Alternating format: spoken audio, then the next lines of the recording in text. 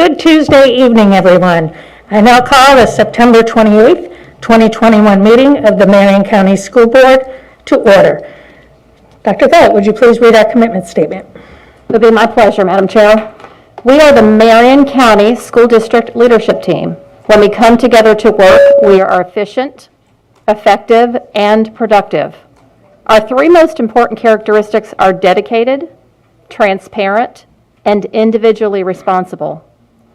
To work well together, we must demonstrate respect, confront reality, and be accountable. We will always put students first, and we will leave a legacy of success.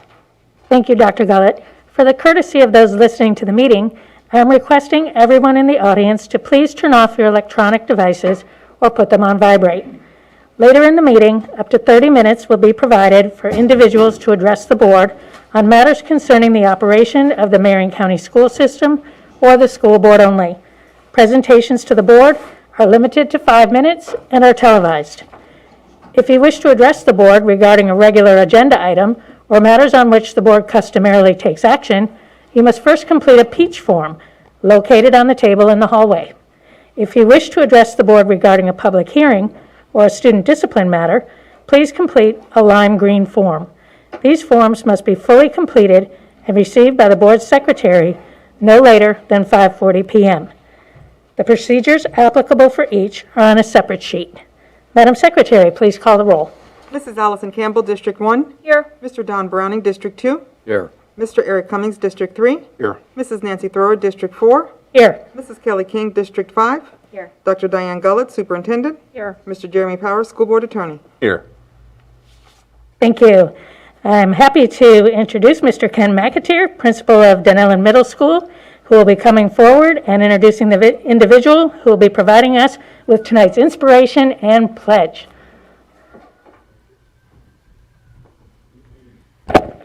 Good evening, Chair Thrower, Vice Chair King, members of the board, Dr. Gullett, Mr. Powers, and Ms. Martinez-Lopez. I am here tonight to introduce two important members of our Avid program at Dunellen Middle School and share some information about our program. Avid stands for Advancement via Individual Determination. It is a national program that is designed to help our most ambitious students at the middle level academically that aspire to accelerate their coursework to the college preparatory level. The Avid program provides supports that enable students through the Avid elective class to have opportunities to learn the organizational, collaborative, and academic advocacy skills that will lead them to making an informed choice of enrollment, employment, or enlistment at the end of their high school experience. Since its inception at Dunellen Middle School in 2018, students in the Avid elective have seen marked improvement in their grades, test scores, and attendance after enrollment in the course. As the principal at Dunellen Middle School, I am very lucky to have a fantastic group of staff and students. They are the ones that allow Avid to make a difference for all students. The way that Avid makes a difference on our campus daily is through the implementation of Avid strategies that address literacy, inquiry, and academic collaboration school-wide. This allows all of our students, not just the ones in the elective, the opportunity to benefit from the many resources that Avid offers on a daily basis. Our school-wide focus is led by our Avid coordinator, Ms. Carmela Samler, and is decided and implemented by our Avid site team made up of many of our teachers. Our job as an administrative staff is to provide resources and feedback on our school-wide focus by supporting their work and providing and supporting professional development to strengthen their pedagogy. Each month, our teachers focus on one strategy, employing a logical progression where they build on the previous month's strategy. This helps to unify what students see in every course. Our staff and students are very proud to be nationally certified by Avid, as we are one of only 3 schools in the Marion County Public Schools that are. I have already referenced our outstanding Avid coordinator and elective teacher, Ms. Carmela Samler. I would now like to introduce 8th grade student Jose Camacho, who will share with you his Avid experience and lead you in the Pledge of Allegiance. Jose? Thank you, Mr. McAteer. Good evening. My name is Jose Camacho, and I'm in the 8th grade Avid student. I'm an actor at Dunellen Middle School. Dunellen Middle School is an Avid certified school, and this is my 3rd year in the Avid elective. Avid's goal is to prepare all students for college and career readiness. In our Avid elective, we learn skills that we will need in middle school, high school, and beyond. Some of these skills include organization, collaboration, and inquiry. We also learn about the 3 E's: enrollment, enlist, and employment. We have the opportunity to research different colleges and explore various careers. Before COVID, Avid students were able to visit the College of Central Florida, Marion Technical College, and the University of Florida. I am hoping there's still an opportunity to visit one of these places this year. During the first month of 6th grade, I experienced a major family crisis. This was the same time I joined Avid. Because of my family crisis, that first month at home and at school, it was rough that first month in school. But then I was able to focus and move forward with the help of my family and Avid. The Avid elective was and is a bright spot in my day. I learned how to stay organized in middle school. My options for the future and tutorials helped me to keep my grades up. I learned the importance of checking my grades regularly, how to work in groups, and I've become more confident and outgoing. My test scores have also improved, and I am proud to say that I am enrolled in 4 high school classes. I feel like Avid has helped me to prepare for the rigor of those classes. Next year, I will be attending Westport High School, and I plan to stay in the Avid elective. I am not sure if I want to go to college or enlist in the military.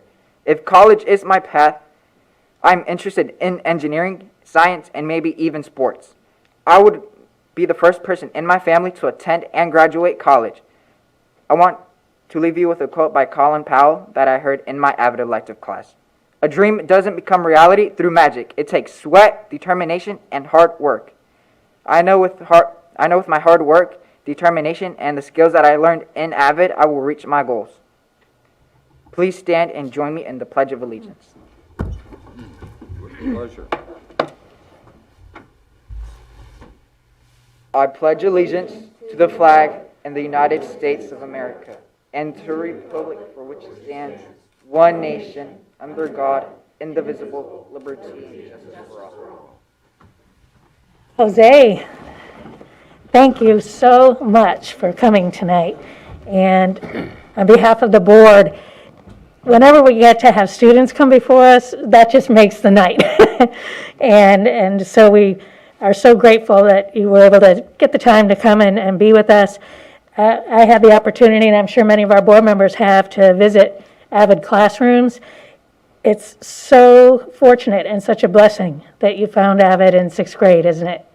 It sounds like it came at just the right time to have that routine and building those habits for your next steps. And I really listened when you said that you've learned to check your grades regularly and become more organized, because that is definitely a task that everyone needs to learn to do. So thank you very much. We sure wish you the best, and maybe we'll see you again as a high school student. All right, I bet we will. Take good care. I'm very impressed with you, young man. Very impressed. And thank you for the great inspiration as well.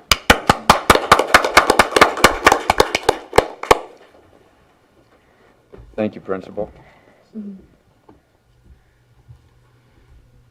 Dr. Gullett. Thank you. Remarkable young man. Madam Chair, members of the board, I recommend approval of the agenda for the September 28th, 2021 school board meeting with the materials in the board packet, those materials distributed to board members at the meeting, and the audio recording included as part of the official record of the meeting, with the exception of items C16.1, C20.1, C20.2, C21.1, C13.2, and C18.3 that have been pulled and placed under discussion. Thank you, Dr. Gullett. May I have a motion on the superintendent's recommendation? Moved by Board Member Cummings. Seconded by Board Member Campbell. I'm sorry, seconded by Vice Chair King. It's going to be hard for me to hear behind me. Okay. All those in favor say aye. Aye. Motion passes unanimously. May I have a motion to approve the minutes for the June 30th, 2021 special board meeting? So moved. Moved by Board Member Browning. Second by Board Member Campbell. Are there any additions or corrections to the minutes? Hearing none. All those in favor say aye. Aye. Aye. Motion passes unanimously. May I have a motion to approve the minutes for the July 22nd, 2021 special school board meeting, receive tentative budget? So moved. Moved by Vice Chair King, seconded by Board Member Cummings. Are there any additions or corrections to the minutes? Hearing none. All those in favor say aye. Aye. Aye. Motion passes unanimously. I will now ask the school board's attorney to explain the rules governing persons who wish to address the school board tonight. Good evening, Attorney Powers. Good evening, Chair Thrower. In compliance with Section 286.0114 of Florida statutes, the school board has adopted uniform procedures for public speakers who wish to speak at tonight's meeting, either regarding one of tonight's agenda items or a matter relating to the operations of the school district. These procedures will ensure the public has a reasonable opportunity to be heard on school board and school district matters. A written summary of these procedures is available from the table in the hallway. Public speaker forms are also located on the same table. The completed forms were due to the school board secretary no later than 5:40 p.m. Tonight's speakers will be called prior to the business portion of the school board's meeting in the order of receipt by the school board's secretary. Before you begin speaking, please state your full name and address for the record and spell your last name. Each speaker will have 5 minutes of time. However, if there are more than 5 persons who wish to speak, the board may seek consensus to limit each speaker's time to 3 minutes. When the speaker has 1 minute remaining, the speaker will receive a visual notice to complete his or her comments. Speakers may not yield their time to other people. Speakers and meeting attendees are expected to conduct themselves in a respectful manner. Therefore, verbal attacks and profanity are strictly prohibited. Pursuant to the procedures for public comments, item 6, speakers are not to identify specific individuals other than themselves or their child unless a statement is provided 24 hours in advance. The board is here to listen to your comments only. You may be directed to an administrator or staff member following the conclusion of your comments for further assistance to address your concerns. If there are matters dealing with student discipline, including expulsions, they will be scheduled at the conclusion of the televised portion of this meeting. Parents may address the board regarding a discipline matter at that time. To ensure student privacy, only a parent or guardian may use a student's first or last name. Identifying references to or identification of other students and or their families are also strictly prohibited. A public speaker's speech does not reflect the endorsement, sponsorship, position, or expression of the school district. Thank you for your attention to the board's requirements. Madam Chair, that concludes my explanatory remarks. Thank you, Attorney Powers. Ms. Martinez-Lopez, do we have any speakers this evening? We have one, Chair, Matt Warmer. I think he may have left. I'll double check. Thank you.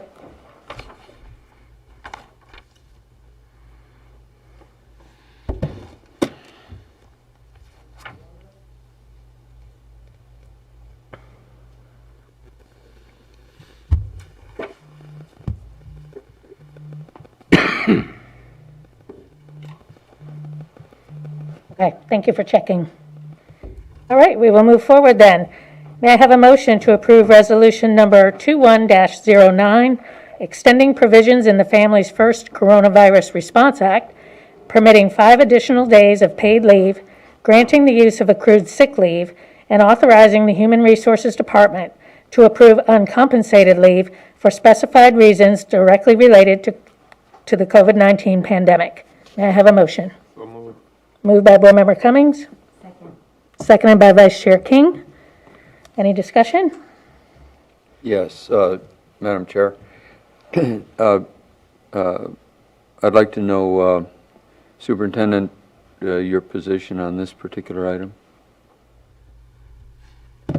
So, Madam Chair, members of the board, yes, we were extending this based upon the prior board approval to grant the additional sick leave based on COVID reasons.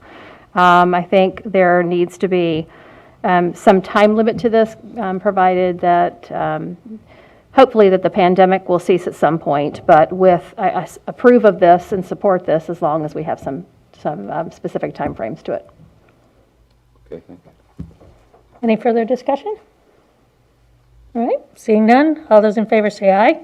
Aye. Motion passes unanimously.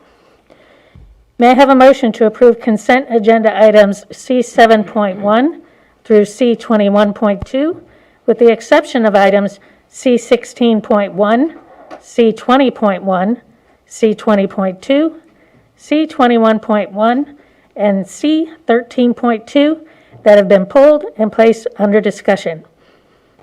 May I have a motion? So moved. Moved by Board Member Campbell, Second. seconded by Board Member Cummings. All those in favor say aye. Aye. Motion passes unanimously. May I have a motion to approve COVID-19 vaccination, Man, let's try this again. May I have a motion to approve COVID-19 vaccination bonus for employees? So moved. Second. Moved by Vice Chair King, seconded by Board Member Cummings. Ms. Campbell, I understand you pulled item C16.1, COVID-19 vaccination bonus for employees. You wish to have further discussion? I did. Thank you, Chair Thrower. I've been thinking a lot about this since we discussed it in our work session. And where I stand on this is because this is inconsistent with all of the other stipends that we have currently running through payroll, I'm not comfortable with us providing a payroll-based stipend to our employees for a health care matter. And for example, the other stipends that we have are all professional development related, whether they are because of a graduate degree or because they're serving as teacher mentors or coaches or different things like that. Those are all payroll stipends that they receive. But because this is a payroll stipend, I'm not comfortable in doing this. Consistent with what we've been doing in the past, healthcare related things don't come across this way. So we're not providing a stipend for, say, a weight loss plan or coming off diabetes medication or something to that nature, and so maybe even smoking cessation. But because this is a healthcare related essential bonus that's a stipend and a paycheck, I'm just not comfortable due to the inconsistency of our current stipends that we offer. So I will be voting no on this tonight. Thank you, Board Member Campbell. Is there any further discussion? Yes, Chair Thrower, I would concur with that. I especially on the idea of keeping pay out of the bonus realm. Because bonuses just tend to pop up for the reasons that were just cited. But I like the idea of compensation where employees know what their compensation is, what the contract is, and to at least minimize that to specific examples. So I would vote no as well. Thank you, Board Member Browning. Any further discussion? Call for vote. Okay. All those in favor say aye. Aye. Aye. All those opposed? Nay. No. The motion passes 3-2. Okay. May I have a motion to approve Florida Safe Schools Assessment Tool District recommendations? So move. Moved by Board Member Cummings, seconded by Board Member Campbell. Mr. Browning, I understand you pulled item C20.1, Florida Safe Schools Assessment Tool District recommendations. You wish to have further discussion? Yes, help me. These run together, and my computer is not working. I pulled several via phone.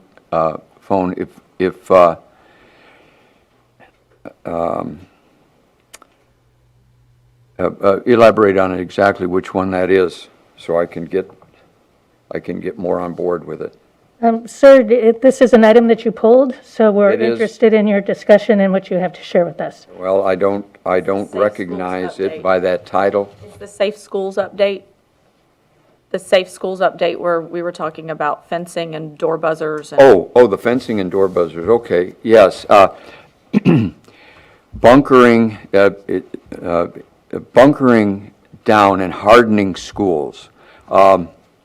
It's something I feel very, very strongly about. I'm not totally against the motion or the resolution. I'm not totally against it, but I don't like the rush at the very deadline end, number one. And I'd like to convey that to staff, to have these things happen at a time where you have time to be able to gather it in.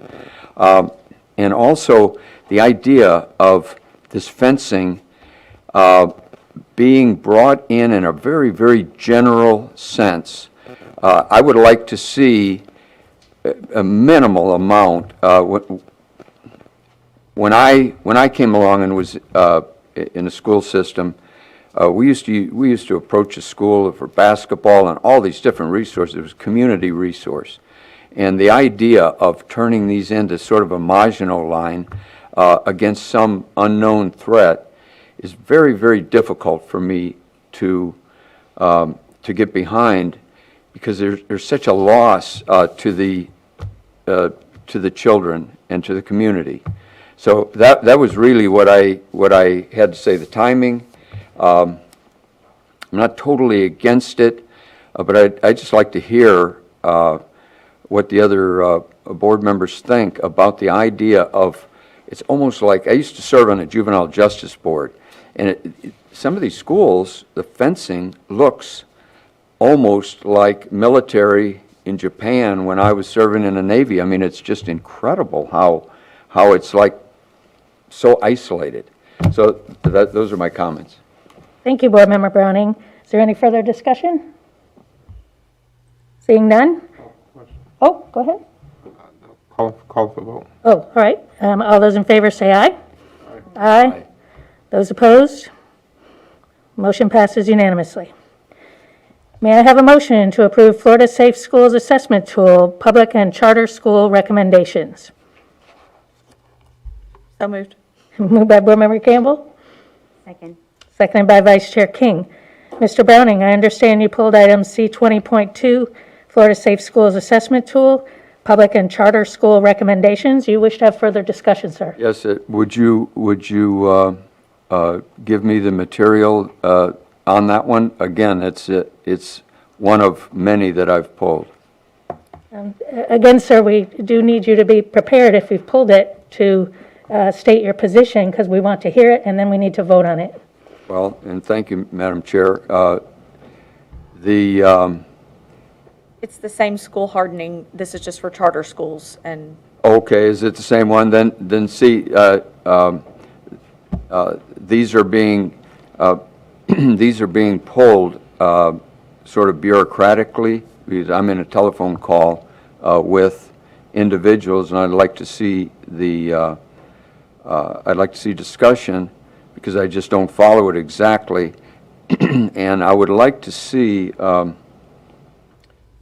Perhaps I could get a list of the ones that I have actually pulled. Elena, is that possible?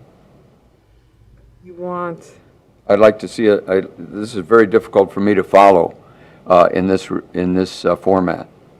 I think at this point, if you would kindly state what your opposition is, and then we'll go ahead and move forward. First, I need to know, if I may. Or if you have opposition. Well, I may. I first need to know, this is very, very difficult to follow. My computer has just come online, and I don't have hard copy of these individual items. So I've been working by phone with staff on these. So this is not a straight-on connection to me. Is there anything specific you'd like to share in addition before we vote? Allison, would you tell me, bring that out of title and into context of exactly what the motion is? Chair Thrower, if I may. So we had the one discussion about the Safe Schools Assessment Tool, the district recommendations, and then this is the public and charter school recommendations. And so again, it addresses door buzzers and fencing and the number of schools that will be receiving those during the school year, the 2021-22 school year. Okay, that is not pulled. That is I can't tell you why it's pulled, other than it was in a group of motion of items that perhaps have been pulled like that. I see. Okay, so you're good with this one then? I'm good with it. Okay. Madam Chair, can I say something for the record? Yes, sir. For the record, Mr. Browning's pulled two that are in regards to Safe School. I think he needs to understand that those recommendations with the Florida Safe Schools Assessment Tool are mandated from the state, and that those things came out of the Marjorie Stoneman Douglas situation in Parkland. So those situations are mandates that school districts must do, not optional. And I understand that I've actually asked for hard copy of these individual items, and I have not yet received them. And I understand that Mr. McFadden's out of town. However, this is an interesting situation, the way these come up, and we need to be able to have hard copy on individual items, because I don't see them, and I don't know that the public sees them exactly that way. I apologize for having them, but we'll just continue and move on through them. But I do need it'll be the exactly same thing for the next one. I do not see these. I see them in terms of context, not in terms of a title. Madam Chair, if I may, because this was discussed at the work session where both Board Member Browning and myself were not present, I'm certain not having the computer operational and being able to pull them and take a look at them in advance has been a disadvantage. This would have been something that they all had in hard copy and they were able to see in the most recent work session, because I believe that's whenever that you all discussed this with Mr. McFadden. Is that correct? He gave a Was hard copy given at that time? PowerPoint. Pardon? PowerPoint. Yes. There, In your folder, yes, sir, I provided you all copies of the PowerPoint presentations that were on for the work session in your folders. Tonight? No, for when you did the work session, I gave you the folder with all the PowerPoint presentations in them. Well, I wasn't at that work session as I believe, but let's nonetheless, move nonetheless, forward, yeah, we can just move through. I just, Madam Chair, I'd just like to see the move smoothly. I do not have hard copy for these individual items, and I was probably pulling that, I think where the confusion is I was pulling the general idea, the general concept, because I was not at that work session. I was doing it by phone. right, and it's my understanding that materials have been provided, and there's also materials that are out for any member of the public that wants to get a hard copy prior to work sessions. So let's just move forward and know that, I will say this is the greatest number of agenda items that I have ever seen pulled in all of the years that I've attended school board meetings, let alone been on the board. So I think it's going to behoove all of us, whenever we decide to pull an item for discussion, that we make sure we are well prepared and ready to speak to any item that we pull. And we'll just leave that at that and go ahead and ask for a vote. All those in favor say aye. Aye. Aye. Those opposed, like sign. Motion passes unanimously. Thank you. May I have a motion to approve non-represented employee supplements and wage schedule? So moved. Moved by Board Member Campbell. Second. Seconded by Board Member Cummings. Mr. Browning, I understand you pulled item C21.1, non-represented employee supplements and wage schedule. You wish to have further discussion, sir? Again, I would like to see hard copy on it. Perhaps, Madam Chair, for these situations as they're coming up, because I pulled a couple of items, and apparently the way they're stacked, they come off in multiples like this. So what I would like to do is perhaps if I can get a hard copy, then I could familiarize. I know the material. I do not know them by these titles. Yes, sir, and you did pull 3 different items that have been advertised and have been discussed. So again, we're prepared to vote unless you have anything further you would like to discuss. Any further discussion? Call for question. Call for vote. Okay, all those in favor say aye. Aye. Aye. Those opposed, like sign. Motion passes unanimously. Okay. Thank you, Vice Chair King. May I have a motion to approve bid 3899RC, school bus driver temporary labor term contract? So move. Second. Moved by Mr. Cummings, seconded by Ms. Campbell. Ms. Thrower, I understand you pulled item C 13.2, bid 3899RC, school bus driver temporary labor term contract. You wish to have further discussion? Yes, I do. I think it would be of huge benefit to our employees and to our community to get a little further detail regarding this contract. At first glance, I had questions. At second glance, I had more questions. At third glance, I had even more questions. And when I did my research, I noticed on a couple of the search engines that the way the temporary bus driver job description was being advertised seemed very different than the intent of this contract. So I'm glad to see Mr. Vianello here tonight. I think it would be very helpful for everyone to just get a little bit more context around this item and what temporary really does mean and what our goals are when it comes to this particular contract. Happy to help. Good evening, Chair Thrower and members of the board, Superintendent. So I am awfully excited about this particular contract. It is something that we do need. We have, from the very beginning of the school year, of course, we're operating in a pandemic, and we're operating within a national shortage of bus drivers, and that has impacted us here in Marion County. Since the very beginning of school, we have had at least 20 vacant routes in throughout our district. Currently, we have 9 open routes in Zone 3. We have 7 open routes in Zone 4, and we have, I believe, 3 open routes in Zones 1 and 2. Now, our bus transportation team and our bus drivers have been working incredibly hard, and they make up for these open routes by choosing to work extra time and by circling back around and picking up students where there is that vacancy. And that is outstanding on our employees, but the problem is that it does cause a delay in delivering our students to school and getting them at home. And so when we look at mitigating the factors of the pandemic, having our students miss chunks of time, having our students miss sometimes an entire first period of their class is problematic for us. And so we did some research, and we put this out to bid, and we do have one company that stepped up, and the company is School District Services. And coincidentally, the CEO of the company, his name is Mr. Lucky, and he happens to be a graduate of Vanguard High School.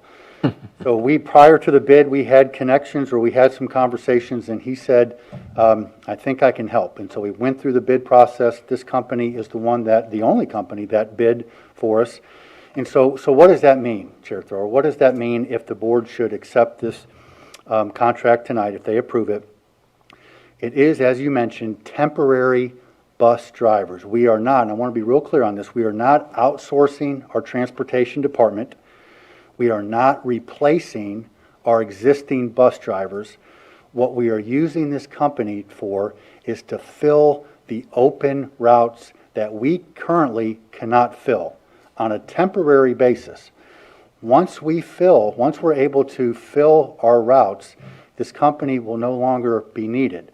But until then, and the contract is written as needed, so whether it's the next 2 or 3 weeks, whether it's the next 2 or 3 months, should it be the remainder of the school year, we will contract with this company to fill the open routes that we have, which in turn, we hope will get our buses, our schools, our students safely to school and home on time. And that is something that would be, I believe, good news for all of us, students included. That's for sure. Sure. I do have just a couple more questions. I've been around long enough to remember the conversation about privatizing our bus and also custodial. Going forward, we did privatize some of our custodial services, and it turned out that we ended up being incredibly dissatisfied with both the work ethic and the interaction with students by a long shot. So I think that that history is very important to know, and it will put our current drivers at ease for them to know that this is exactly about trying to fill a major need and provide some relief as soon as possible. And I think about it in terms of when we have major storms and our electric is down, power lines are down everywhere, and Duke Energy, Ocala Electric, Clay Electric, all of our typical providers are out there 24/7, but they still can't get up and get power back quick enough, especially for those of us that like our air conditioning. Well, to me, that seems the same thing in transportation. It is that urgent. When our kids are not able to get to school on time, it just creates a whole domino effect for parents that are trying to get their kids off with that peace of mind, knowing that the bus has come and their child is headed down the road so they can head to work, getting to school on time so they're not missing that critical reading instruction, which is oftentimes early in the first block of school, or any other subject. If a kid misses breakfast, I know we've accommodated for that with grab and go, but taking that down to the classroom. But again, that student is already starting behind the 8 ball because they're late, and we don't like to be late to work. We know that that is one of the values that is going to help you get and keep a job. So it's so much more than this conversation has even started, to be discussed. And so I'm looking at this after asking a lot of questions, and thank you so much for being available today to walk me through this. And Ms. Boston Ellis, I had questions about our highest paid bus drivers and along with the fringe, what that looks like. And so we need extra people right now from other places, just like we cheered the guys and ladies from Arkansas that came through on their trucks, after Hurricane Dorian or any of the other ones. We didn't care where they were from. They were just getting a critical need operating again. And then they didn't stay. They went back where they came from. So now that I have learned more, I'm much more comfortable with approving this contract tonight. I was not initially. There were just too many questions. So those were my thoughts, and I welcome the rest of the board's input. Madam Chair, I too did get some calls from some of our transportation, our bus drivers, and different other personnel who felt that, and I called Mr. Villanello to get clarity on this, who felt that we were going to bring in these bus drivers that were going to be paid much more than what our current bus drivers are making, which I found out is not the case. It's actually apples to apples of what we're paying this company for these bus drivers. Now, we're not, for the record, we're not telling that company what to pay their drivers. Correct. So they can pay them whatever they want, but we're paying the same thing per driver, basically. And so, and then I kind of got this from the drivers. So I could just leave Marion County Public Schools and go work for this company. It's a temporary job. It's nothing permanent. It is temporary, and you are now an employee of that company. And should that company say, we no longer need you in Marion County, we would like to have you work in Osceola County as an employee, that's what your assignment is. Correct. So I just want to make sure that our staff know that we have, as Chair Thor said, we're not outsourcing. This is not a contract that's an ongoing contract. This is something that's going to fill a temporary need right now. So they were basically temporary employees. Correct. Yes, sir. We want these employees to feel welcomed, because there's nothing worse than coming in to try to provide some relief to so many that already feel like it's way past the middle of the school year and we're not even done with the first 9 weeks. This is just a partial help in the context of fixing a larger problem. And this is a nationwide issue. It's not exclusive to Marion County, but I have no doubts in Marion County because of our passion and determination. Once we rip the Band-Aid off the wound, then, it's all going to come out, and then we'll get some things in place that will fix this for the long term.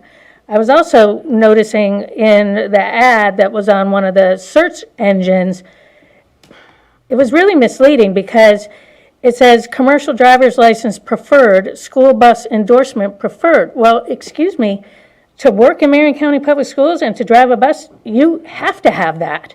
That's a requirement, correct?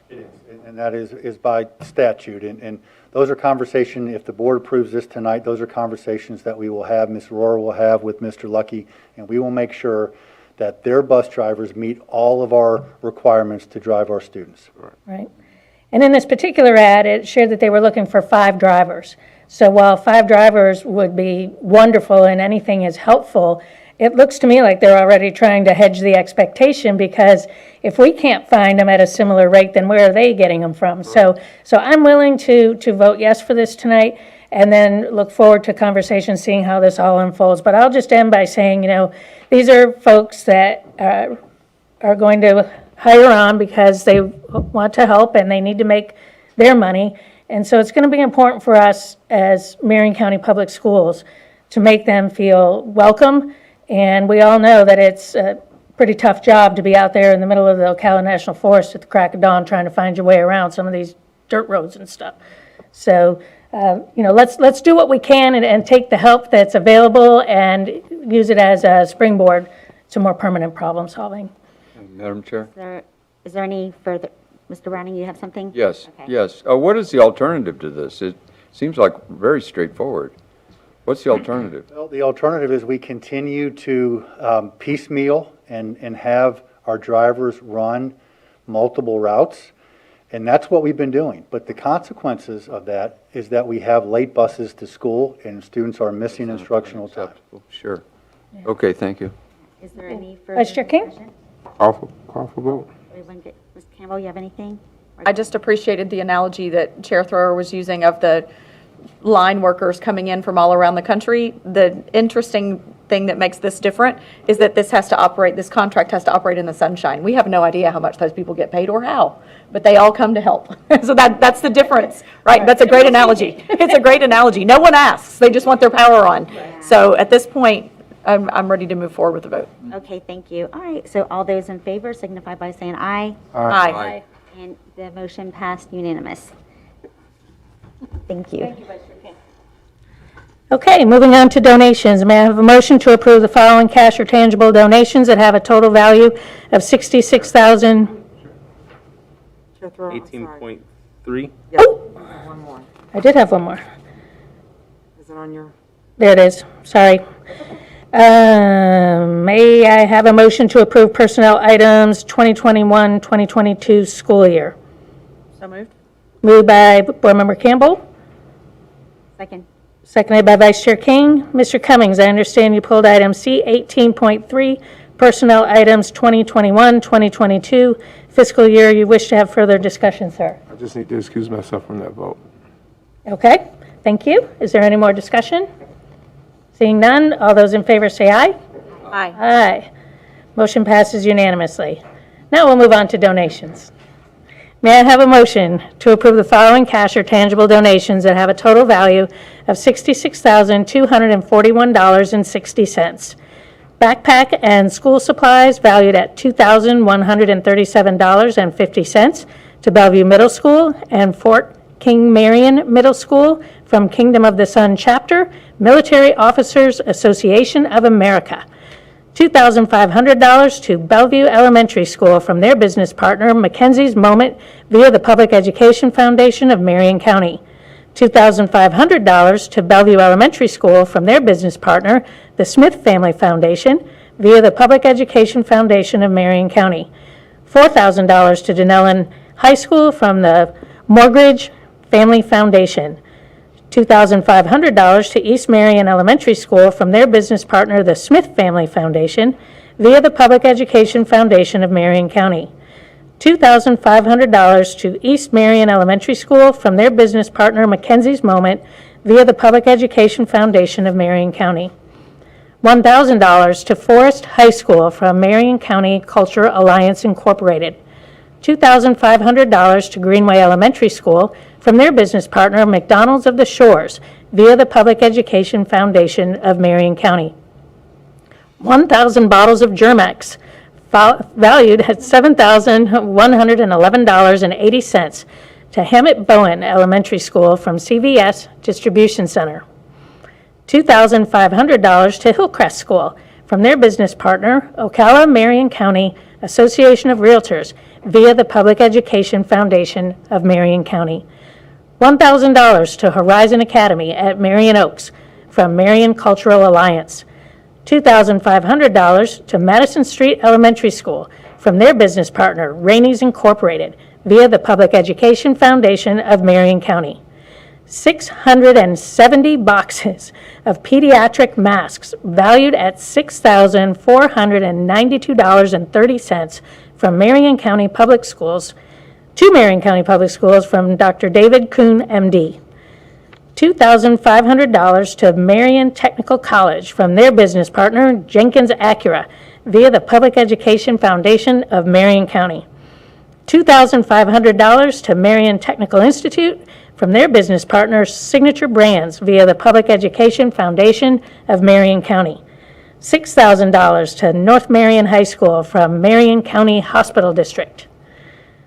$2,500 to Ocala Springs Elementary School from their business partner, the Smith Family Foundation, via the Public Education Foundation of Marion County. $2,500 to Ocala Springs Elementary School from their business partner, Mackenzie's Moment, via the Public Education Foundation of Marion County. $4,000 to Osceola Middle School from Marion County Hospital District. $2,500 to Shady Hill Elementary School from their business partner, Signature Brands, via the Public Education Foundation of Marion County. $2,000 to Vanguard High School from Marion County Hospital District. $2,500 to Westport High School from their business partner, Stillwell Enterprises, Lee's Famous Recipe Chicken, via the Public Education Foundation of Marion County, and that wraps it up. May I have a motion, please? So moved. Moved by Board Member Campbell. Seconded by Board Member Cummings. Is there any discussion? Seeing none, all those in favor say aye. Aye. Aye. Motion passes unanimously. Vice Chair King, would you like to give the thanks tonight? I sure will. On behalf of the Marion County School Board, we just want to tell our community thank you for your generous donations. Tonight we have over $66,000 in donations, and now I believe we're proud to say, with the help of our foundation and Megan Magmal and her team, every one of our schools now has at least one or more business partners, and that's from hard work and dedication, and we are so grateful for that. Also, I would like to recognize Dr. Kuhn. Last month, when we had our emergency meeting, he came before us and he promised that he would somehow provide and fund pediatric masks, and a donation, he provided 670 boxes, and I can't recall the number exactly, but I know it's at least 33,000, I believe, was the number, maybe a little bit more than that, that were the pediatric. So it wasn't the large mask, it fit the students like they should. So I would like to recognize him and thank him for coming before us and keeping his word to us also. And again, thank you so much, and we appreciate everything. Thank you. Thank you, Vice Chair King. We'll move on to board committee reports and concerns. We'll start with some meeting reminders. The following administrative briefing and work session is scheduled for October 7th, 2021 at 9 a.m. The purpose of the work session is to discuss the student progression plan, Early Childhood Learning Academy, and COVID-19 updates. The next administrative briefing and work session is scheduled for October 21st, 2021 at 9 a.m. The purpose of the work session is to discuss 2022 tentative work session schedule, review of district-wide attendance zones, and COVID-19 updates. While we're on the topic of work sessions and board meetings, I do need consensus to cancel the November 23rd board meeting because that falls right within Thanksgiving week. Since that schedule changed for the past couple of years, we have canceled that board meeting. Just seemed to make sense because of the time of year that it falls on. So, board members, I need consensus so that Ms. Martinez-Lopez can go ahead and cancel that particular board meeting. Fine. I'm fine. Okay, great, thank you for that. Thank you for that, and I'll have a, what'd you say? I said I'm sure the staff will thank us. Yeah, everybody will appreciate it, I'm sure. All right, I will have a couple things towards the end, but I think we'll start with legal. Attorney Powers, anything for us tonight? Yes, as to our Neola policy review, Neola is ready to meet with us and go through some work sessions to start knocking out the remainder of those policies and updating them as the board sees fit. We'll have materials for the board for each of those. I'm told it will require 3 work sessions, which will take 2 to 3 hours apiece. They can do them in back-to-back dates, or they can do them spread out over, a couple 3 weeks. They do recommend it's quite a bit of stuff to absorb. They recommend a bit of a longer period, but we also have to pay to bring them here because it's not something we can really accomplish via Zoom. So I have some dates that I will propose to the board. We can make the decision on dates tonight, or we can make the decision later. Those dates are at the end of October and at the beginning of November. And give me just a moment here. Neola's proposed dates. There is the week of October 12th would be a bit early. Week of October 19th, 20th, 21st, 22nd, or 26th, 27th, 28th, 29th.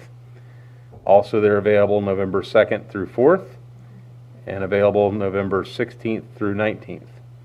So, depending on what meets with our current scheduled dates and what meets with our calendars, if we can come up with 3 dates, and again, can space them out in separate sessions a week apart, or condense them into a smaller 1-week period to save on costs, that's up to the board.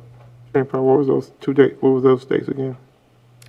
The October dates, the earliest one would be probably difficult to meet because we have advertisement, but 12th, 13th, 14th, 15th. Then 19th, 20th, 21st, and 22nd. 26th, 27th, 28th, and 29th. The November dates are November 2nd, 3rd, 4th, and 16th, 17th, 18th, 19th. So we can mix or match among those, discuss further as we see fit. Are we gonna, can I go back, why are we having them 3 days? Because are we gonna be paying for them to come 3 different times? Like, we If can't we- have it, like a day of it? I All mean, day? because I don't like the thought of having to pay for them to be traveling on our, taxpayer. Right, Fine. and that would be why we would bring them here and keep them here for 3 dates back to back, if we choose to do that. We'd be paying for hotel costs though, correct? Right, and we're going to need to do that no matter how we go forward, is we're going to need to have them here. Now, when it comes to, we've discussed the possibility of doing it over Zoom. It's pretty difficult based on what needs to happen for that to occur. But we would save on travel expenses by having them within a condensed time frame. They do, well, their words directly to me were that they do recommend that we not over condense it because of the fact that their experience in doing this with other boards is if we try to condense it in a hurried way, the board may become fatigued and result will not be as good. Not that you guys aren't plenty capable, but that there is a lot of material to go over. And I know that during the executive sessions when we were meeting to sort of go through some of this, it can be a hurdle. It's a lot of thinking. They also then do have a large amount of material. There's 1 to 3 sections of the entire policy manual for each workshop. So they would recommend being able to have a day between or something at least, or longer, for you to be provided with those materials, digest, read, figure out what questions you may have prior to moving to the next. So really how we do it is completely up to us, but those are the concerns that they've expressed. They want 2 or 3 hours. Yeah, each session would be probably 3 hours or more. It depends on how in-depth we get into it. A number of these policies may be things that are, essentially, we look at them, they've already been sort of vetted by, executive staff, and we move through and it's quite smooth. There may also be ones that individual board members have specific concerns and are going to take longer for us to discuss, debate, and get Neola's recommendations as to what our changes or proposed changes might do to the legality of those. And these are our policies, and they are the drivers for our decision-making. So as arduous as it may sound, we want to be fresh, we want to be ready, we want to be prepared, and give it our full focus, because this has been almost 3 years that we've been trying to get this done. So just hearing the conversation, I think that we do need to dedicate, we're used to meeting for long periods of time. I think we could handle 4 hours, with a break maybe, we would have a break or whatever in between. But I think if we could do 4-hour chunks with a little bit of time in between, it may sound more convenient to hit it 3 or 4 days in a row, but then are we even really going to remember everything that's a lot? Well, and particularly in order to prepare properly, Right, you'll be given a third, at each of these sessions, a third of all of the entire policy manual. And ahead of time, right? Right, and Keishla and Terry and I have been working and printing out what we have so far, and we're looking at 6-inch binders of material. each day? To hand, no, in total, of material for. Worse than the budget. So, It's a lot. it's a lot of stuff, and want to make sure that you have, the opportunity to digest it properly and be prepared. I wouldn't want it to seem as though either Neola or the legal department or the superintendent wanted to just throw a bunch of things that we've looked at and say, here you go, rubber stamp, because that's not what this board does, and I know that. No, this is not what this board does. Okay, well, what about also emailing the dates to us, Elena? Give everyone a chance to kind of think it over. This is going to be a real time commitment, and we want to get it right. So we will be meeting again October 7th. And so if you have your preferences ready by then as far as dates are concerned, then we can come to an agreement and get started. I tend to think further maybe into November, just because we still have a lot going on in our schools. We're on a good downhill trend with the virus, but now we've got homecoming and all this other stuff coming up with our schools and things that people are busy doing. And maybe those early dates in November, that's kind of off the top of my head, but send us the dates, why don't you, and give ourselves a chance to think about it, and then we will come to a decision on October 7th. Does that sound reasonable to everybody? Mr. Powers, will these be special work sessions, as they will be advertised as special? We'll have Sounds like plenty they'll of be very time, so special. they could be advertised as special. That's perfectly fine. We don't need to have, we will know well in advance, so we won't have any limitations as to trying to advertise them quickly. But they're not regularly scheduled work sessions. They'd be in addition to our other work sessions. Okay. So those November dates were the 2nd, 3rd, 4th, 16th, 17th, 18th, 19th. I believe that Neola would probably recommend, based on what they're telling me, that if we could do one of the earliest, one of the latest, and one somewhere in the middle with chunks of time in between for you, that would be preferable to them. Of course, then there's always a trade-off of hotel costs here versus travel costs there. But again, these are our policies we've been working on for 3 years, so we need to make whatever sacrifices we need, I suppose. So we're paying for travel costs too? Yes. Yes. Where would they be Where traveling are they from? coming from? Ohio, I believe. All righty. Well, then that's a consideration, because it's not like driving up from Tampa. So we may just have to put our collegial hats on and immerse ourselves. But anyway, mull it over, please, and we will come to a decision on October 7th. I got one more question. Okay? How many other people coming? If we did in the October dates, there would only be one. As the November dates, there would be two, but these are the two that we have been dealing with specifically. And those two are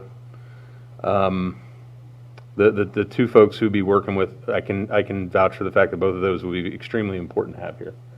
So the November dates are better, and we'd be having two people here. That way, one person of theirs and one of ours, Terry, can be here to edit and prepare, and then the others advising and asking questions, and essentially doing what I've been doing sort of with the executive meetings as well, too. And keeping the flow going. They know better than I because they've done this many, many, many times, and I've done it once, so. Okay, fair enough. Any further discussion, questions? I'm going to talk a little bit about that in my board comments, because this is exactly what I just did on Thursday. It was all a day of policy, so I wanted to talk a little bit about that then, if that's okay. Absolutely. So nothing else from legal. Thank Okay, thank you very much. All right, well, then we might as well, since we're on all things policy, Board Member Campbell. Sure, I'll go ahead and mention that first, and then mention the other comments that I was going to make. So thank you to the board for having me go to the Florida School Board Association 2-day training in Kissimmee. It was terrific. The whole first day was on policy. And so I learned a lot about policy drafting, revising, advertising, all of the things that have to be done. I also learned, because a lot of the exercises, as you all who've attended know, were find your school district's policy on this, find your school district's policy on that. Harder than I thought. And I learned one of the policies we need is that we review our policies on an annual or every other year basis. And so we don't have to have this huge, immense 3 to 4 day workshop to go over them, because several of them are outdated and need to be updated, and that's what Neola has been doing. And the gentleman who was there, and I can't remember his name, but I think he's one that has been working with Terry quite a bit. He sat behind me, and so he was from Neola, and we were talking a bit. I was like, make sure we have a policy about that. Make sure, as we were talking, so that it was really great. And so I'm grateful that we are doing that. And just for Ms. Martinez-Lopez purpose, I also learned that once we do have those workshops done and we know where we're going with them, then we have to have our first reading during a board meeting with public comment, and then 28 days later, we have to have our second reading where we would approve them. So learned that. So it's like there are a lot of things that have to be done in order for us not just to go through each one and make sure that they are done the way we want them to be, but also the process of how they are approved. So again, that was wonderful training. And then the second day of training was on bargaining, and Board Member Cummings sat way across the room, but he was there as well, and that was very impactful and interesting. And there was actually one of the judges from DOA, thank you. One of the DOA judges was there and talked to us, and then also a school board attorney from Pinellas County. So it was very informative. So I wanted to talk about that. Thank you so much. Let me move on to a few other comments. And reasoning I wanted to talk about scheduling. So I personally would be more leaning towards the last November dates that he gave, because I'm excited to announce that the Youth Philanthropy and Action Program through the Community Foundation, I've talked about this lots and lots before, and I had mentioned before that we were applying for grants and trying to expand that to more schools. Well, I'm grateful to say that the Adam Hansen Better Communities Fund has actually contributed to that, and we're actually renaming the program the Adam Hansen Youth Philanthropy and Action Program. It's a $150,000 gift, so we're going to be able to expand that to a lot more schools. So we actually already have 4 schools scheduled starting October 12th. So all of those dates are on my calendar that I very well may be teaching a lot of those. And that last week is week 6, when I don't necessarily have to be there. That's the celebration day, and so that's not an actual teaching day. Nevertheless, we can schedule around it. But we will be at Fort McCoy, Howard, North Marion Middle, and Bellevue Middle for between October 12th and that week before Thanksgiving. And then hopefully we'll be able to pick up another 4 or 5 schools in the first part of the quarter, and I'll just be scheduling all spring for additional schools. So I'm really, really excited about that, being able to expand that program. It's wonderful. Then another question, because I was just with Florida School Board Association, is related to master board training. So I know that I've mentioned that multiple times before. Good. So Chair Thrower's going to cover that. I don't have to talk about that. Have all the birds back in the nest. Wonderful. We'll settle on a date tonight. Perfect. Okay. So then the last thing that I have for you all is our formalized legislative agenda. I want to make sure that we have, this is our draft. And so I want to read them as they are written, and our picture looks terrific that we just took the other day. So, but this is the draft. I want to make sure that this verbiage is how we want it before they get printed. So our first, it says, based on lengthy discussion and passionate direction, the Marion County School Board urges the Florida Legislature to restore PICO funds to districts. I think we can all agree that's exactly what we want that to say. Enhance and expand secondary, career, and technical education, CTE, programs, especially at middle school levels. Increase transportation funding to provide equal access to students for public school choice programs in large geographic districts, and to recruit and retain school bus drivers. So essentially, we're asking for increased transportation funding, not only for school choice programs in large districts, but also to recruit and retain school bus drivers. Invest in early learning academies through public-private partnerships to support students from the start, and to remove salary disparity between veteran and rookie teachers to improve teacher retention. Are we good with the verbiage on all of those points? Would you like for me to read any of them again? We all good? You all comfortable with all of that? Okay, perfect. Then we will move forward with that. Mr. Christian will have these printed for us for our October 7th legislative delegation meeting. And I am currently trying to schedule an appointment with Senator Perry. We're kind of playing phone tag, so we're working on that one, and I will work on additional legislators as well. But we will all see them on October 7th. So it'll be a great time for us to come like we did before. Mr. Browning can be with us as well, and we'll all come as a unified front. Oftentimes there's one speaker that goes representing an organization or a legislative body, and we all walk up together and we do a tag team, and so we go up as a unified front, and it really is powerful. And we hand them these little pocket information of our 5 platform agenda items, and we've already been putting little bugs in their ears that these are kind of the ideas that we're going to talk about. I just wanted to make sure that we had it formalized and final, so they're looking forward to it. I do have to make a comment that I will be at that meeting up until 12 o'clock, then I have to depart for that, so I will miss. But I am talking to the individuals, and they will be aware that I will not be there. Okay, thank Okay. you. Thank you. Board Member Browning. That's all I had. Yes. You will be missed, but you'll be with us in spirit. Thank you, thank you. That's it. All right, great. Thank you very much for your hard work on this. And if we could just get copies of the platform and the talking points ahead of time, I want to make sure I have each one memorized. Because they're all great and all really timely and all really important. And to me, that just shows the communication that we've worked so hard to establish with your lead on this one, Board Member Campbell. They're going to know exactly where we're coming from. I like that. All right. Board Member Cummings, how are you over there? Good. Good evening. I won't be at that legislative meeting because I'll be at a FSBA training. It is that kind of year. Yeah, so I will not be there. I think we just need to get those faces, like your face and his face, like we did that one year for Mr. Fuentes at, On a little yeah, face on a stick. I think we should do that. That would be great. I won't be there, but I'm there in spirit as well because I agree with all of those points. I want to thank first Mr. Villanello for coming forward, and you for Chair Thor for pulling that information about the bus contract. A lot of times things get out there in the community and it gets out there wrong, and it creates situations and dissensions and all types of things. So I thank you for pulling that.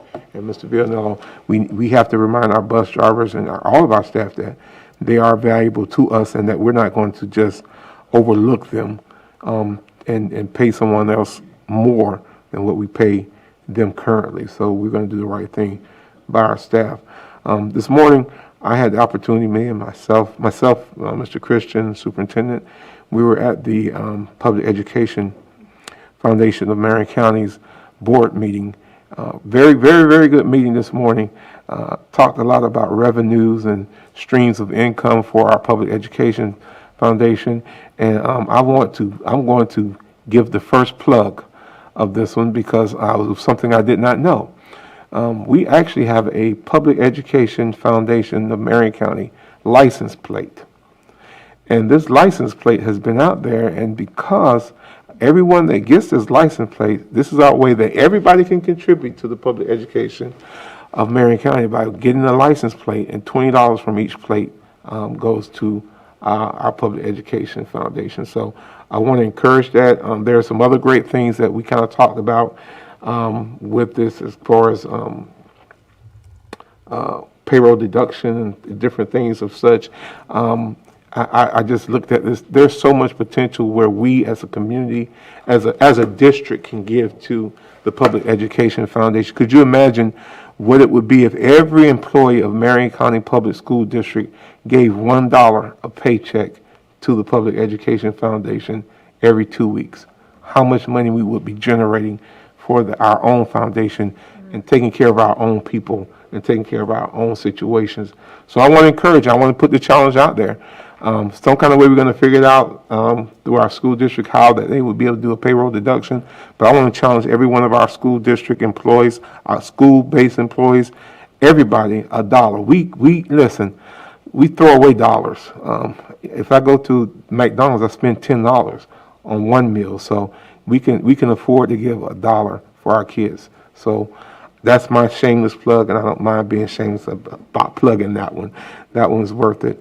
Last week we had some things came out in the paper about school grades and different things, and I did kind of want to address that because we had so much going on in the beginning of the year when we started out that we didn't address that we did get Oakcrest and we did get Evergreen off of the list, and that's something that we need to celebrate. We need to recognize those staff members that were there, that have been there, that have stayed in the trenches, that worked hard. Thank our external operator, Ms. Elsperman, and her team that came in and put in the work.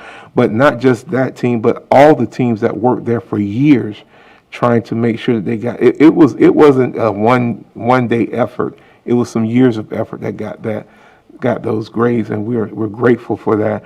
And I do want to thank all of them, Mr. Livingston, his team, all those people, Ms. Bayless, all those people that poured into making those kids get those grades at Evergreen and Oakcrest.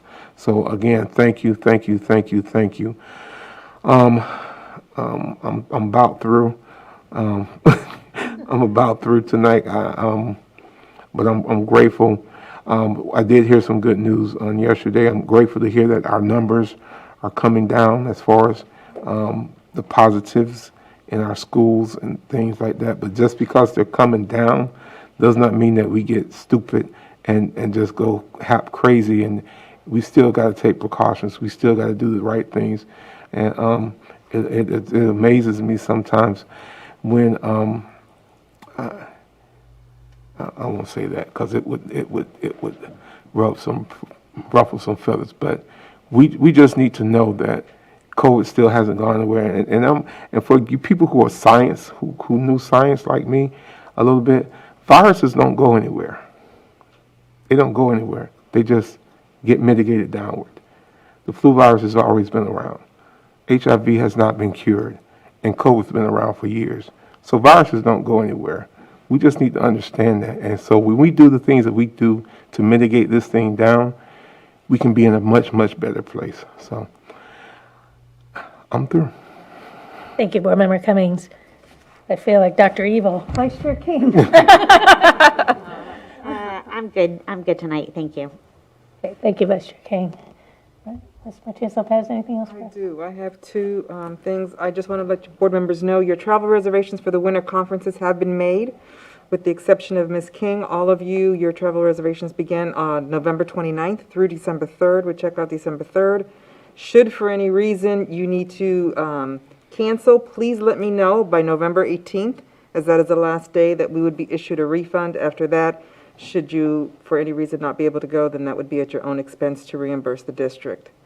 And then for your legislative meeting for October 7th, that is following the work session, so we do have a work session that morning. We currently are in the process of getting new badges made with the new logos, so we're hoping to have them by October 4th. So I will call each one of you so you guys can pick them up, so you can go with your new badges and your new logos will be on them. That's it. That's all for me. All right, thank you so much. Yes, and we will definitely be out of here by noon or earlier on October 7th, and I said it publicly, so it's going to happen. It'll be the first work session in a very long time that actually ended at noon, but we need to make that happen. So thank you. Board Member Browning. Let's see, I'd like to, Board Member Cummings, just to add an item, and that is the expense ratio of the Public Education Marion County Foundation is excellent. And I really like digging into those because it's sometimes you see these things and they appear to be sound, and then when you look at CEO compensation, that type of thing, it's tragic, really. And in this case, it's very, very positive. I'm impressed that they're able to do it. I don't see how they can pull it off. There's a lot of people contributing their time, sharp people contributing their time. So I'm very impressed and appreciate you being on that board. Thank you. Thank you. I've been just immersed in the location issue, the HVAC issues, a whole bunch of very serious things that I think, in terms of the timing, I've been meeting with pretty heavy-duty folks in the private sector that very likely would be able to bring some important ideas to this district. The world's changing, and as we go forward, how central offices will be set up and that type of thing, I've never seen anything in my lifetime accelerate so quickly. Say the last 5 years, maybe going forward to 2025. So I'm just working diligently on it, staying up way too late and wearing out staff, I know, but that's okay. I'm just doing the best I can to address some of that, because it's going to outlive all of us, and that is what we do will matter 50 years from now. I mean, really matter. So I appreciate everyone's patience, and that'll be all I have for tonight. Thank you. Thank you. Dr. Gullett. Thank you, Madam Chair, members of the board. Just a couple of brief items. I would like to say thank you to Board Member Cummings for bringing up the school grades, because a lot of things have been happening this year, and not only did Oakcrest and Evergreen make that progress, but we had other schools that showed improvement during a pandemic, which was remarkable. So we have some tentative plans underway to do some recognitions, and so more to come on that. So I don't want to share too much right now, but our team did a remarkable job. A lot of people maintained, and that indeed was also improvement during these challenging times. The only other item I wanted to add is add my comments as the superintendent to the discussion that was held earlier tonight. You had great discussion and insight into questions about transportation and contracts for temporary help. And I want to underscore how important it is as the superintendent of this district that we are committed to continually thinking outside the box, to address our challenges head on and seek ways creatively to solve them. Our students' time with us we can't go back in time. Every minute counts for our students. Access to education is of paramount importance, and we have to do our due diligence to make sure, start to finish, every single day that it counts. Said this from the beginning, and I continue to say this, we've not let the pandemic define us. And we have worked through those challenges. We will continue to work through those challenges, including transportation and others, because the students don't get a second chance. So you will continue to probably see some creative ways to work through those challenges. And the intention around this comment is about reassuring our employees that what they do matters, and we value what they do, and I know this board does, that what they do matters and that we're behind them, but we have to all work together to make sure that our students have access to high-quality learning every day, every minute. So I'm committed to that. My entire team is committed to that, all of our employees, and so I just think it's important to remind everyone. Thank you. Excellent. Thank you, Dr. Gullett. Okay, I have a couple of administrative things, and then also two questions. One of them is to just confirm the increase in sub-pay. This is a question that I've gotten from quite a few people. When will that be expected to begin? So, Madam Chair, I'm going to call up Ms. Boston Ellis to provide us an update on that. Thank you. Thanks.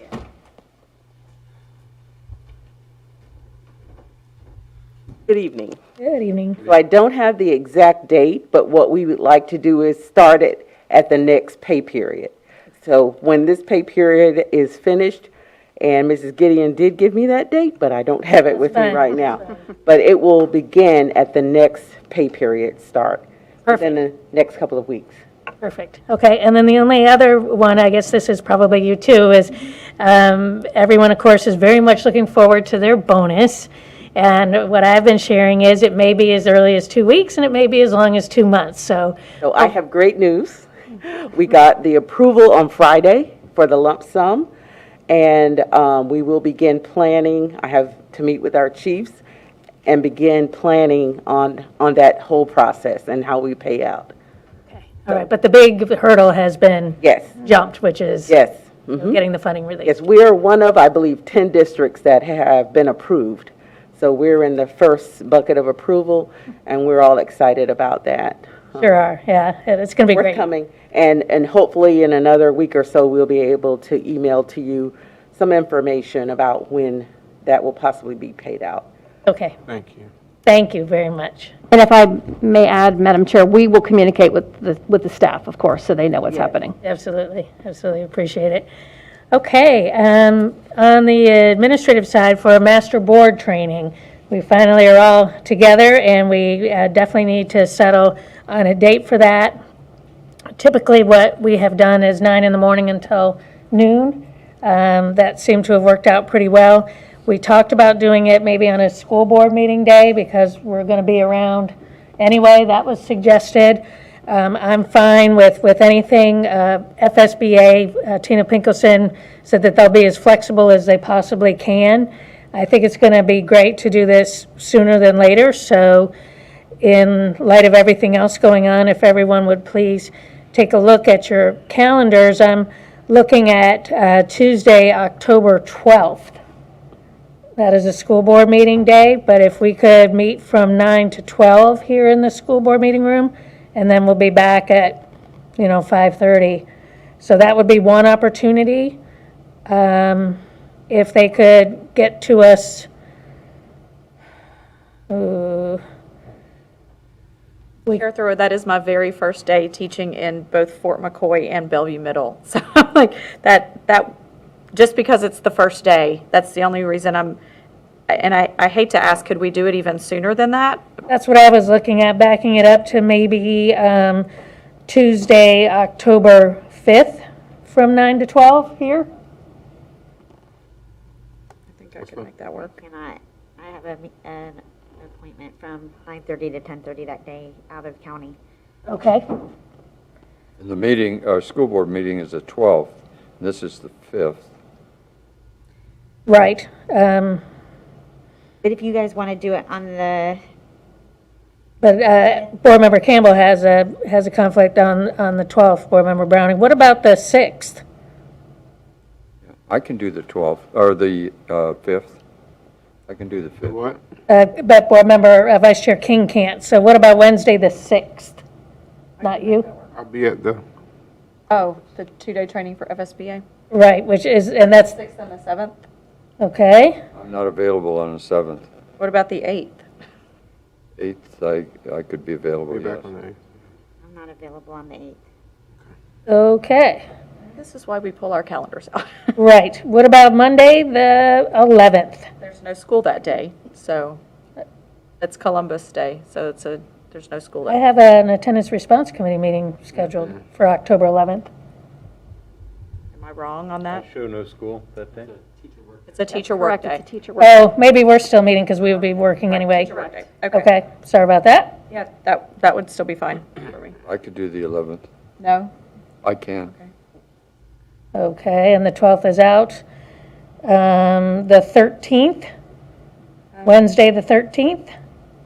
The 14th. I have Thursdays always open, but Tuesday, Wednesday, Friday, starting on that first week, I'm teaching all those days. But the 14th. 13th I can do. Someone said no on the 13th, right? Yes. You did, okay. What about Friday, the 15th? Yes, for me. You're not available? Okay. And the 14th was out? Is the 14th out? Monday the 18th. The 14th, I have a gender review. Monday the 18th, The 18th of October. Friday would be, the next Friday after the 15th would be the 22nd? But Monday, the 18th probably would work. Oh, Monday, the 18th. I could do Monday the 18th. Monday, the 18th? Monday, the 18th. Let's hope that FSBA is available. Okay, Monday, the 18th. All right, Pick one more day while we're all here, just in case. Yes, please. Yes. Wednesday, the 20th. I can't. Let me look again, sorry, I was trying to hold. And we have a work session on the 21st, so And what was wrong with the 19th? the 19th, that's usually when we have our bi-weekly briefings. Mine isn't until noon, so that works for me. And Madam Chair, those could be moved. I mean, we could Okay. work around those. So does the 19th work as a backup date? That's week 2 of me teaching in the 2 schools. So the 22nd works. I don't know if the 22nd works as a backup date for everyone, but I'm not available. I could do the 22nd, but Well, let's go for the 18th and hope that we get it. It gives us enough time. What about the 18th and the 25th? The 25th be the alternate, which is the following Monday. 25th is all right for me. yeah, for me too. Me too. All right. And We got 2 days. sadly, that's not good for me. Oh, okay, I'm sorry. I was ready for all the other ones, come on. All right, we're back to the 18th, so well, hopefully that'll work. All right, my goodness. That's 9 to 12. Yes, sir. 9 to 1, it's 4 hours. Oh, 9 to 1. 9 to 1. Yeah. Can we start earlier than 9? Or you, They're traveling, so okay. 9. I have to drop off kids to school. Yeah, Yeah, I do too, they're just right there. Or, right, that makes life easy. Okay, 9 to 1, we can do it? 9 to 1? okay. Okay. All right, great. Hopefully that will be confirmed. All right. The next thing is that this is the rescheduling of the joint public workshop with the county commissioner and other entities. It had to be canceled for the 29th of this month, and the rescheduled date that county administrative staff has provided is October 21st and November 8th. So October 21st is a Thursday, and that is a work session day, so that will not work for us. November 8th is a Tuesday. Monday. I'm sorry, November 8th is a Monday. What time are they proposing? 9 to noon. Okay. So Monday, November 8th, 9 to noon. That works. Does that work for everyone? Okay, all right. We'll get calendar invites on those. Yes, I will send them out once Mr. Hurley confirms. Thank you. Yes. Yes, so please check your calendar invites. I think that we're seeing in real time scheduling and trying to accommodate everyone's schedules. And once you get used to it, those calendar invites are a lifesaver in terms of keeping organized. Okay, so that's that. And then I also just have a handout for everyone about the synopsis on what our agenda was proposed to be for that workshop with the county. It's been a while since we developed it, so.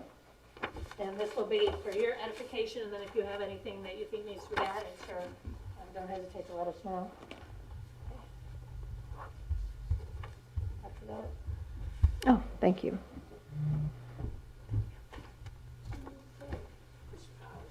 Thank you. Kevin, do you need my phone? Be good information on the county.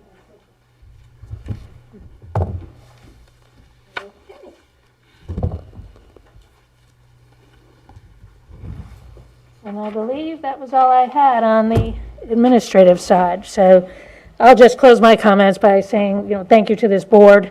Thank you to everyone. This is big work. We make big decisions on behalf of thousands, tens of thousands of people. And I know that we all take that very seriously. We agonize over things. We really want this district to be the best that it can possibly be. We are well on our way to that happening. We've already had a lot of successes. Evergreen and Oakcrest, getting them out from under during a pandemic year was just a miracle. Plus, we had 5 other schools, I believe, that got off of the state watch list that had inherited some pretty tough students, too, and they still, did that. So thanks again for everybody for your ongoing passion, support, and commitment to Marion County Public Schools and always to kids.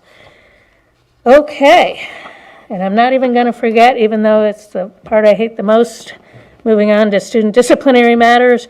Before addressing expulsion matters, I wish to acknowledge that board members have received the alternative placement list for students through September 8th, 2021.